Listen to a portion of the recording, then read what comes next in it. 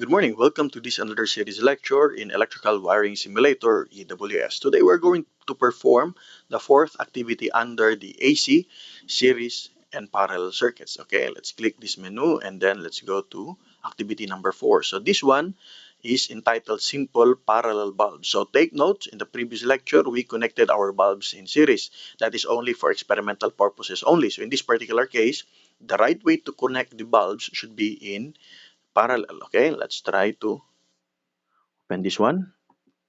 Okay, and then normal mode. Okay, so let's try to connect this one, the R. This is for the circuit breaker, and then the lamp 1, and then the lamp 2. Okay, so let's connect first the R to the first terminal of the lamp 1, and then the second terminal to S.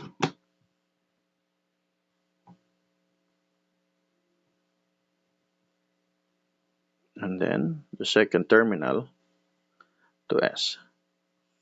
Okay, so again, in this particular uh, component here, the terminal lamp 1 can be connected in the terminal 1 of the lamp 1, or it can also be connected directly to the R of our circuit breaker.